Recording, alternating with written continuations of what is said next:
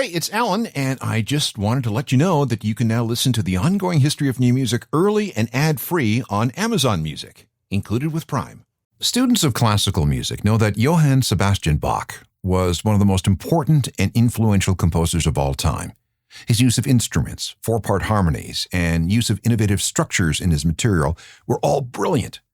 When he was alive, he commanded plenty of respect, but after he died in March 1685, he was almost forgotten. The only reason we talk about Bach today is because there was a Bach revival in the 19th century. He became a retro hero in the world of classical music. No one knew anything about Robert Johnson when he was alive, other than some myths and legends among hardcore fans of Delta blues. But when his records were reissued in 1961, 23 years after he died, his reputation exploded. Charles Mingus was revered by fellow jazz artists. It was only after he passed away in 1979 that his influence on jazz was truly celebrated. We can also talk about posthumous praise for Nick Drake, Jeff Buckley, and Elliott Smith. And although Tupac and Biggie were big stars when they were shot, they became even bigger stars in death. I'm going to add another name to this list, Ian Curtis and Joy Division. When Ian took his own life in May 1980, he and the band were so skint that he had to give away his dog because he and his wife couldn't afford to feed him. Today, though, Ian and Joy Division are acknowledged as one of the most important and most influential post-punk bands ever. Why? What is the big deal about Joy Division, and why do they continue to be a big deal? Let's examine this. This is the Ongoing History of New Music podcast with Alan Cross.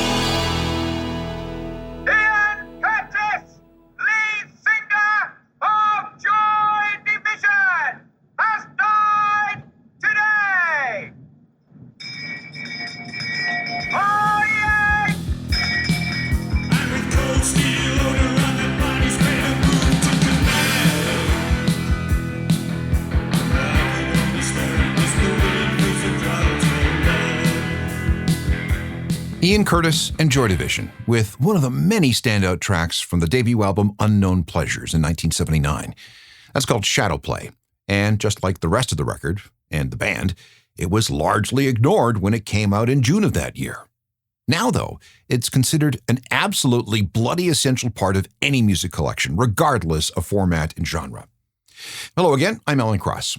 Ian Curtis died on May 18, 1980, in the kitchen of a tiny house in the suburbs of Manchester. He was depressed and alone. Now I'm going to read you a partial list of artists and bands who have publicly declared to have been influenced by Joy Division in some way. You ready? Here we go. U2, Arcade Fire, Smashing Pumpkins, Nine Inch Nails, Depeche Mode, Sisters of Mercy, Ministry, Jane's Addiction, The Smiths, Bjork, Jesus and Mary Chain, Moby, Primal Scream, The Charlatans, Interpol, Editors, White Lies, Franz Ferdinand. I could go on, but I think you get the point. So that's fantastic, right? Yes, but what you're about to hear is hardly a feel-good story. In fact, it's one of the saddest tales you may ever hear as a music fan. Over the last half-century, Ian Curtis has become a tragic, mythical figure among the lines of Kurt Cobain, Sid Vicious, and Jim Morrison. His poetry and the music of Joy Division has been discovered and rediscovered by several generations of music fans. So who was this guy, and why did it take so long for the world to figure him out? Ian was born in Manchester on July 15, 1956. His father was a police detective, and he had a younger sister named Carol. The family was brought up in Huddersfield, which is just outside of Manchester proper. Ian was a good church boy for a while, singing in the choir. Like his father, he loved to read, and not just anything either. Ian was into Dostoevsky, Sartre, and other philosophers. He got into literature and poetry too. And he also had an interesting fascination with military history, including Nazi Germany. Oddly, though, Ian hated school. He would rather stay home with his books and Iggy Pop and Doors and David Bowie and Lou Reed records than go to class. Part of the problem was that when he did go, he and his classmates were obligated to spend some time at the local retirement homes, keeping the residents company, which was pretty depressing. Then again, these visits did have their privileges. Ian and his friends started rifling through the old folks' medicine cabinets, helping themselves to whatever medication they could find, which, of course, is not recommended. There was one particularly scary incident when he was 16. Ian ended up with having his stomach pumped because he fell unconscious after a very large hit of Thorazine, which is used as an antipsychotic drug. Then there was the time he was expelled for coming to class high on cough medicine. He was also a fan of solvents, Valium, and various barbiturates. With no money to buy records, he regularly stole them from local record stores. On August 23, 1974, he married his girlfriend Deborah, whom he had met when he was 16. She thought he was mysterious and cool. She also loved that he kept a box full of poetry he had written. That was interesting. But then again, some of that poetry contained romantic fantasies involving Ian dying young. Even though he was just 19 and Deborah was 18, they managed to find themselves a house.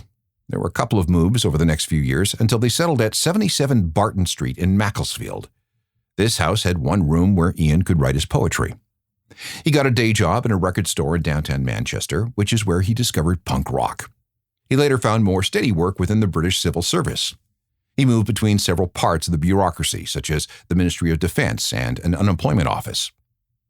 His interest in music really took off when he was one of a few dozen people in the audience when the Sex Pistols played the Manchester Free Hall on July 20th, 1976. He was easy to spot because he was wearing a jacket with the word hate on the back. Together with Peter Hook and Bernard Albrecht, two guys he kept bumping into again and again at concerts, including that Pistols gig, they decided to form a band. At first, they were called the Stiff Kittens, but Ian hated that name because he felt it made them sound like any other punk band. Everyone soon settled on Warsaw. That sounded different. Besides, they were inspired by a song called Warzawa on David Bowie's Low album. Bowie, again, was one of Ian's heroes, so that was cool. Warsaw played their first gig on May 29, 1977, at a Manchester club called the Electric Circus. Reviews were mixed, but they did get a nice couple of lines in the music papers. "There's an elusive spark of dissimilarity," the review wrote. "I like them, and I will like them even more in 6 months' time." Warsaw were good enough to get a few more gigs, which resulted in more good reviews, which resulted in more gigs. They even placed a song on a long-forgotten 10-inch record entitled Short Circuit, live at the Electric Circus. By 1977, despite the fact that they couldn't seem to find a permanent drummer, Warsaw was ready to make a demo tape. This is what it sounded like. This is a studio version of the song that ended up on that Electric Circus album. It's called At a Later Date. Why must we be put down when we try to get away? Why must we all grow from each other's plain play? Good things in life are free, cover everything that's true. Only one thing wrong with that one is the bad I don't use. Joy Division, when they were still known as Warsaw, and that's taken from a long misplaced demo tape recorded on July 18, 1977. The next big date in Joy Division history was in August, when they finally found a permanent drummer. His name was Stephen Morris. And it's a good thing he worked out because he was the only guy who replied to Warsaw's ad for a drummer in a local music magazine. Now that the lineup was complete, it was time to start getting serious about releasing a record.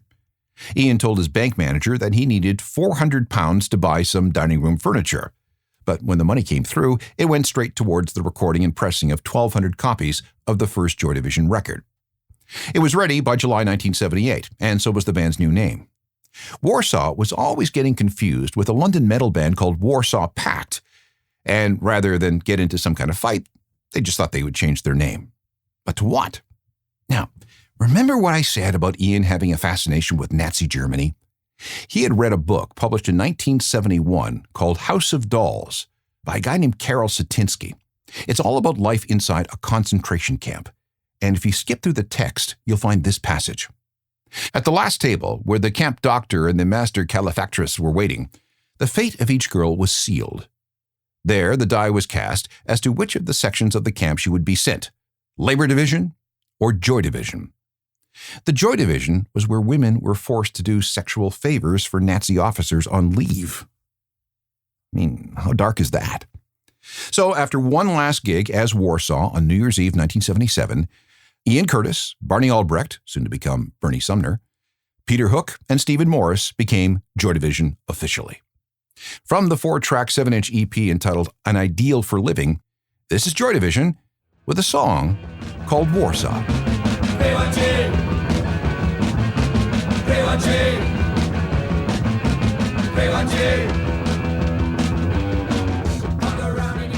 Once the Ideal for Living EP was out, which, by the way, featured a picture of a Hitler Youth kid banging on a drum, Joy Division was ready to start another project. They tried recording an album for RCA Records in early 1978, but that didn't work out, and the whole thing was scrapped before anything significant was accomplished. Then came a really strange break. On April 14, 1978, Joy Division entered a local Battle of the Bands competition at a place called Rafters in hopes of landing a record deal. Among all the producers and label reps attending that night, there was this guy named Tony Wilson. Tony hosted a TV show called So It Goes, an alternative version of the weekly Top of the Pops show. Ian believed that Tony definitely needed to know about Joy Division. But instead of being all polite and respectful, Ian just slammed the guy, complete with a very angry, very insulting letter. You would think that Tony would blow off this Manchester punk as some sort of drunken yob, right? Well, no. Wilson was impressed by Ian's cheekiness because he immediately agreed to book Joy Division on his show. When they made it to TV, their performance impressed another guy, Rob Gretton, the person who would become Joy Division's manager. And then another weird thing. Soon after that Battle of the Band show, one of Tony Wilson's relatives died, leaving him a modest inheritance. And what did he do with that money? He started a record company called Factory. And in January 1978, he issued a record featuring material by some of the new bands on his label. One of them was Joy Division. And here's one of their songs from that Factory sampler album. This is called Digital.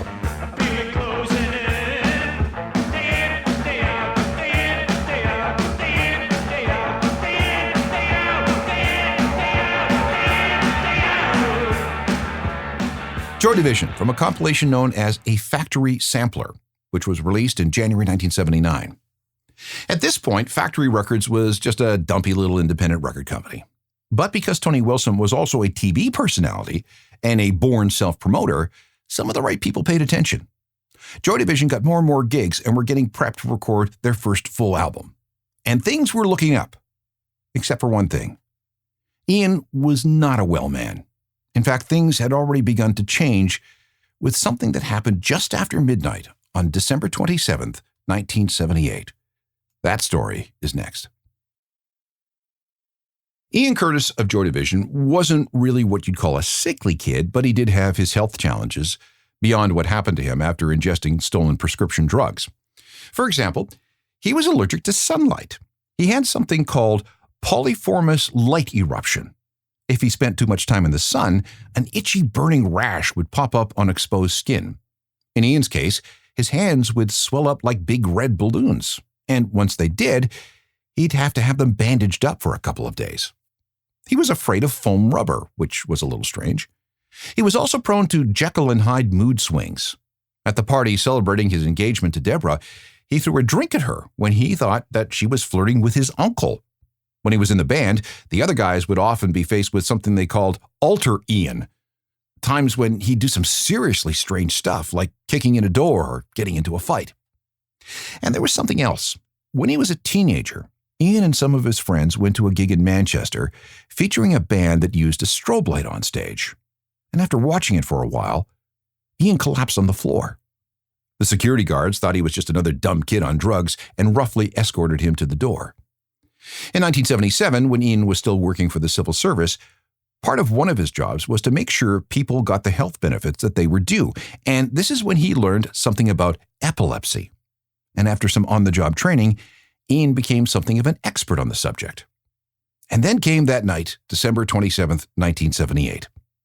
The members of Joy Division were in their van on their way home from their first ever gig in London at a place called the Hope and Anchor. It was cold, and the flu was making its way through the band.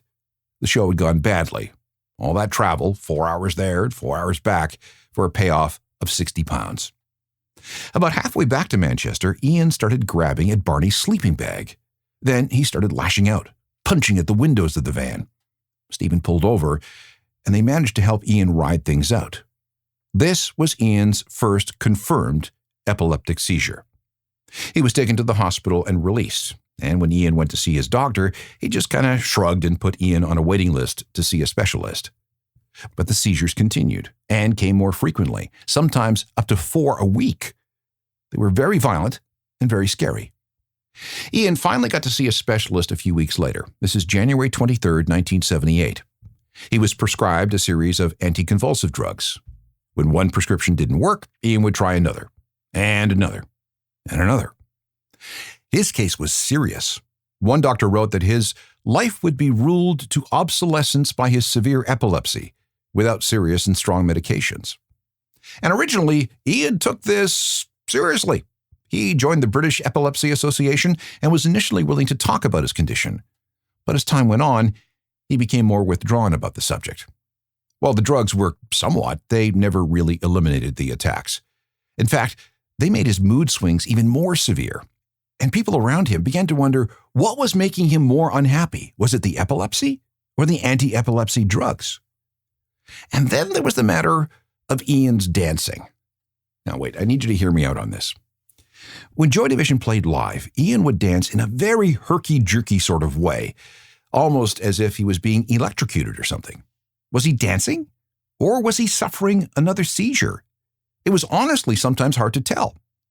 And finally, more people began to notice that Ian's lyrics and poetry were becoming darker and more depressing.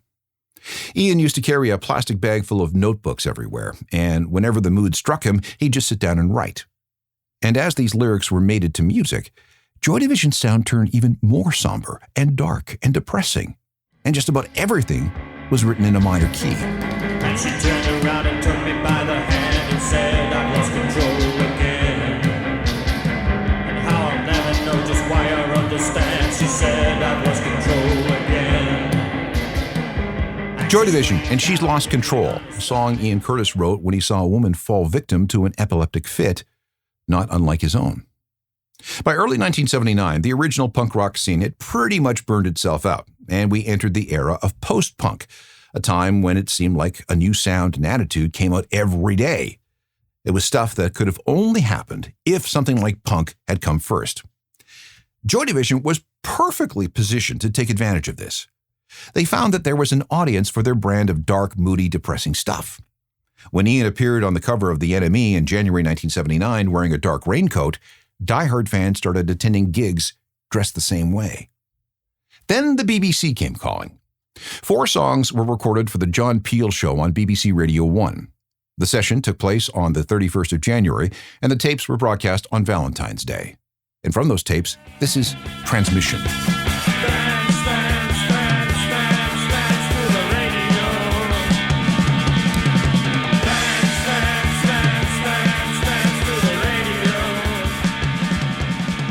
After that appearance on the BBC, the next thing to do was make a full and proper album. So, in April 1979, Joy Division booked some time in Strawberry Studios with producer Martin Hannett. Martin, there's no other way to say this, was a wacko, a genius, but a certified wacko. Not only did he clean up the band's sound, but he's the guy who found that distinctive drum sound. He'd do radical things like completely rebuild Stephen Morris's kit and then reassemble it on the roof of the studio and record him playing up there. He added echo and reverb and sound effects, isolating each of the instruments to get an intimate yet cold, detached, and distant sound. There's even a production term for this now, cold intimacy. And to get the right performance, he'd have the band record standing together in a studio with the lights down very low. I have a CD filled with sound effects and audio outtakes from those sessions. Here, for example, is an attempt to find the proper synth tone.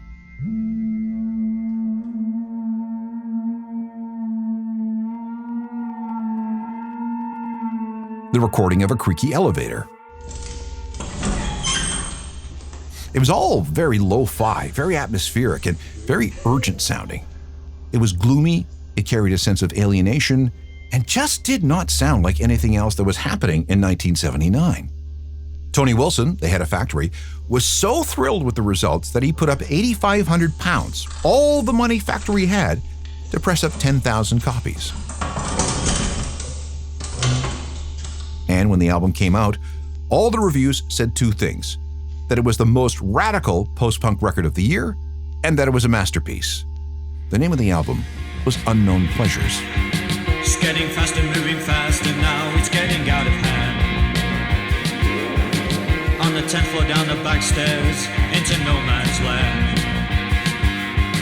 Lights lights are flashing, cars are crashing. Joy Division and Disorder from Unknown Pleasures, one of the most important post-punk alternative records of all time. One of the most striking features of the album was the cover design by Factory Records in-house art director Peter Saville. It was black, with almost no text anywhere. The front featured a strange picture that looked like a drawing of a mountain range or something, but actually that image was found in an astronomy book. Depending who's telling the story, the diagram was found by either Barney or Stephen in the Cambridge Encyclopedia of Astronomy. It was originally black on white, but Saville reversed it to be white on black. Well, what is this? It's a graphical representation, what's known as a ridgeline plot, of 100 consecutive pulses from a pulsar known as CP1919. It can be found at the center of the Dumbbell Nebula in the constellation Vulpecula. This was the first pulsar ever discovered. The genius is in its simplicity. Pulses of power coming out of the dark. And it really stood out in the record racks. And today, it's one of the most iconic album art images of all time. It launched 1 million t-shirts, too. There was even a clothing line based on this, launched in 2003. Unknown Pleasures captured the mood of Manchester that summer. It was very hot, the economy had gone very bad, and many people were out of work. And to make things even worse, the city's ancient sewer system had begun to crumble. So in addition to the heat and humidity and smog, there was always that smell.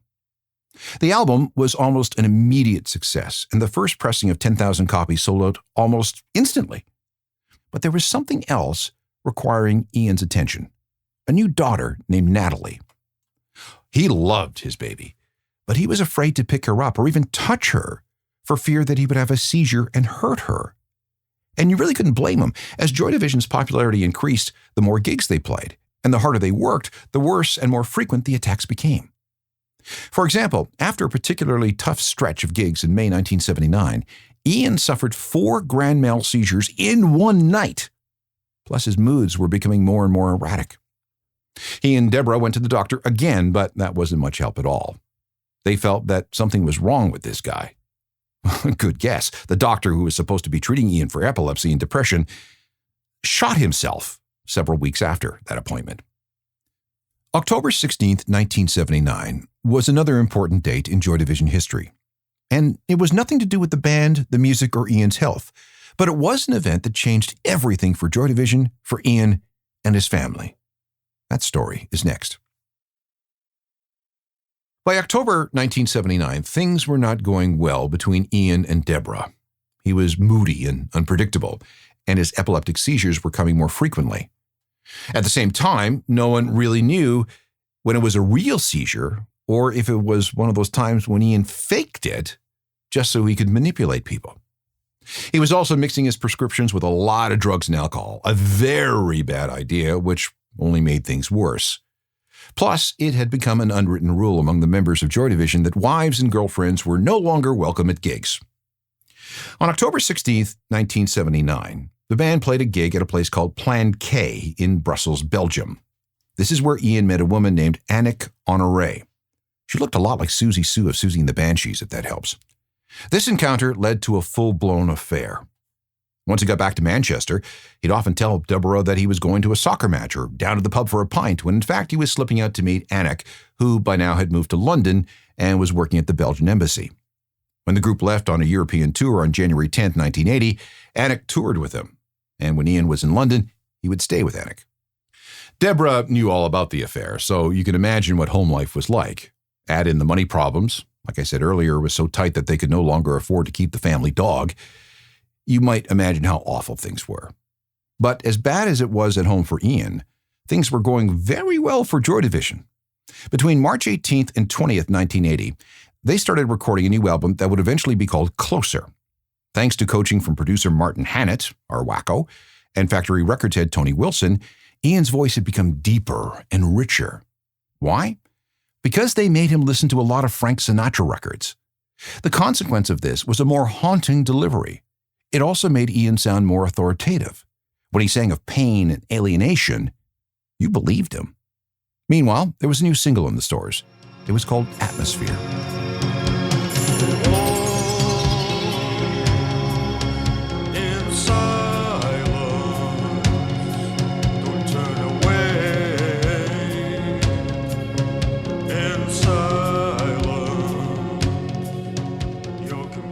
Once the Closer album was finished, Joy Division embarked on a series of grueling gigs. During the first week of April 1980, the band played sometimes 2 gigs a day, and Ian was not well. Things were getting worse.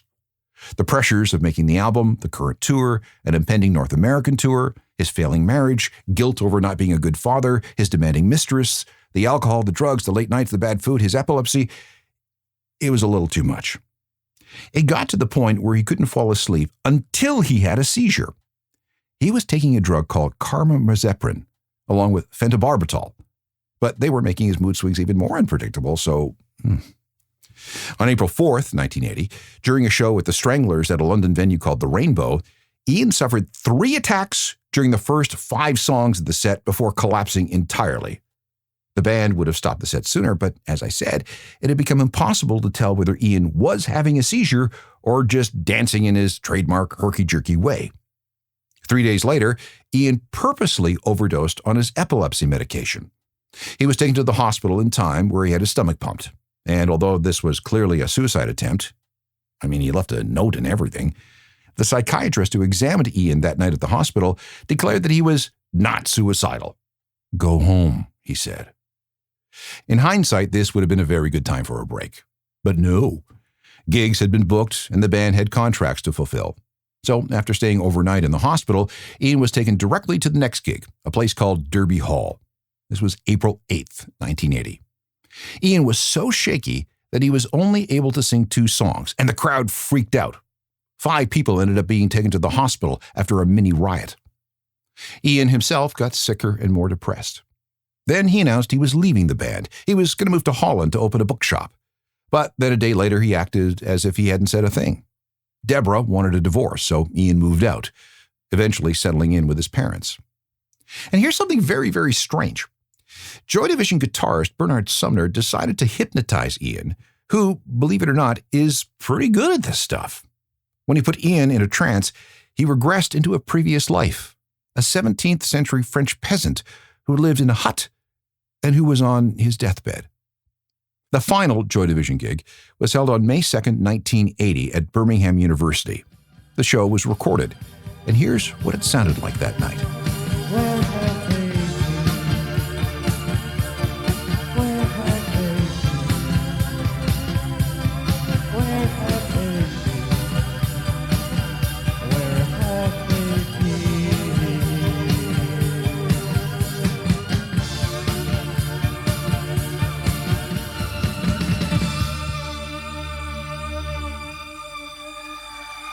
Okay, you hear that cheering?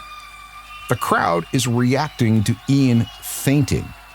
They thought it was all part of the act, but the truth is, as we listen to this, Ian's having another seizure. Still, he was able to come back for an encore. That was it for gigs for a while because on Monday, May 19th, Joy Division was scheduled to leave for a North American tour, and there was every indication that this was the tour that was going to make them famous. The good news is that over the next 2 weeks, Ian didn't have any seizures. He actually seemed to be in a pretty good mood. But at home, things were still ugly. There was the impending divorce from Deborah, and Annick was demanding more from him. The rest of the band was seriously, definitely worried, but they still hoped that things could be okay. After all, Ian said as much. "I'm fine." On Thursday, May 15th, Ian hung out with Peter playing pool in a local pub. The next day, Peter dropped Ian off at his parents' house with instructions to start packing because they were going to be on a plane to America Monday morning. On Saturday the 17th, Ian was supposed to go over to Barney's place so they could go water skiing. But Ian bailed, saying that he wanted to rest up. Okay, fair enough. There was a really cool movie on TV on Saturday night that he wanted to see. And I wonder if he mentioned that he and Deborah were going to talk about dropping the divorce after she finished her bartending gig at a wedding. Deborah also offered to spend the night with Ian, knowing that he was pretty anxious about the North American tour and that anxiety could trigger another seizure. But when she went to the house on Barton Street, Ian had changed his mind. "I want to spend the night alone," he said, "and don't come back until the morning before I take the 10 o'clock train into Manchester to meet up with the rest of the band." So she left and spent the night at her parents' house. Once she was gone, Ian sat down to watch his movie, a 1977 film entitled Strozek. It's all about a musician and a former mental patient who travels to the U.S. and is unable to decide between the 2 women in his life. During the movie, he drank several cups of very strong coffee and chased it down with a shot of whiskey. Then, with pictures of his wife and baby daughter sitting on the table in front of him, Ian began to write a long note to Deborah. And he wrote all night. When he finished, the sun was starting to come up. It was the morning of Sunday, May 18th. After he was done, Ian went over to the stereo and put on his favorite album, The Idiot by Iggy Pop. Then he went out into the garden and got himself a length of rope from the clothesline. And as the sun came up and Iggy sang, Ian hanged himself. Night clubbing, we're night clubbing, we're an ice machine.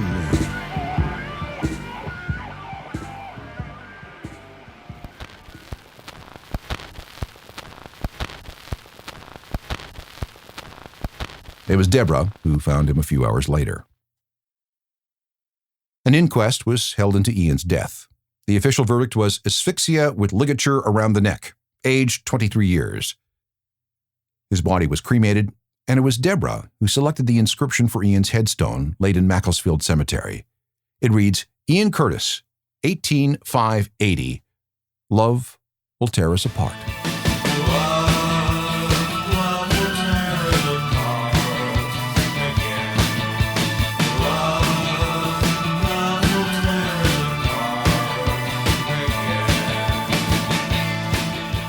Love Will Tear Us Apart, the Joy Division single released about 3 weeks after Ian's death.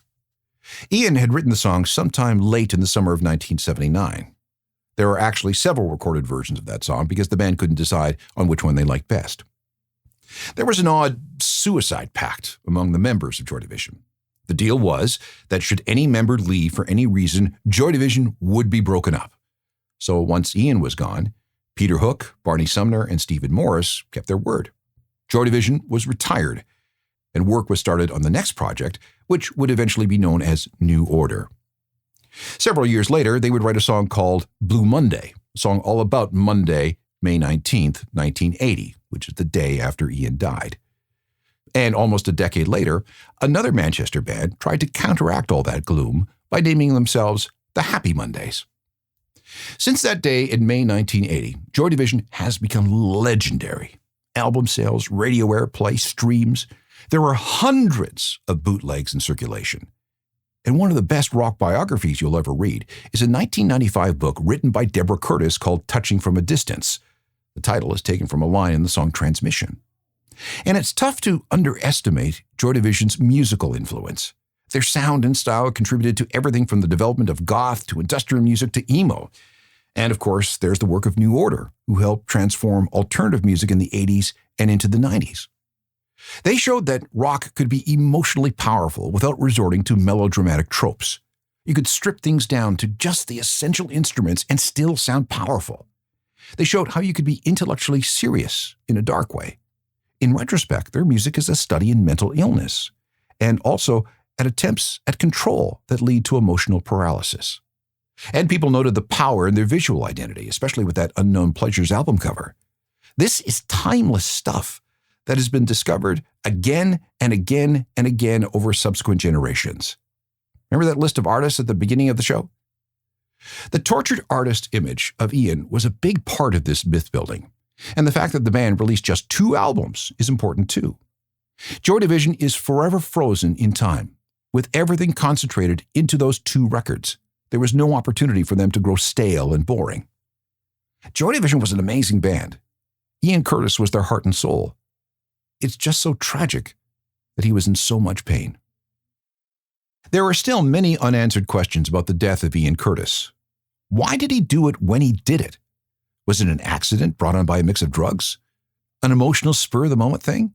And what would have happened to Joy Division if they completed that North American tour? We'll never know. While the rest of Joy Division reinvented themselves as New Order, Deborah Curtis has moved on too. She lives in northern England with a new partner. Natalie, Ian's daughter, is now a photographer living in Manchester. And she's a big Manchester City fan, just like Dad was. Meanwhile, the fascination with Joy Division continues. The albums and songs continue to be popular. There's an excellent box set called Heart and Soul. They were a big part of the movie 24-Hour Party People, which is excellent. There's a feature film on Ian's life called Control, directed by famed U2 photographer Anton Corbijn and executive produced by Tony Wilson. Then there are all the books written about them. And the last I heard, some people still want to turn the house at 77 Barton Street in Macclesfield into a Joy Division museum. And incredibly, Joy Division, like I've been saying, is just chapter 1. The other 3 members of the band continued as New Order, and they became one of the most influential British bands of the 80s. It's fascinating and mysterious stuff. If you want to know where a lot of today's music came from, it's definitely worth knowing more about Joy Division. In fact, if you want to understand much of what we listen to today, you need to know about what this band did. And that is the big deal about Ian Curtis and Joy Division. There are hundreds of ongoing history episodes available for podcasts. Just download and go. There's my other podcast, Uncharted, Crime and Mayhem in the Music Industry, where true crime and music collide. I'm on most of the social media platforms. My website is ajournalofmusicalthings.com, where you can also subscribe to my daily newsletter. And all emails should go to alan@alancross.ca. Technical production for this show is by Rod Johnston. I'm Alan Cross.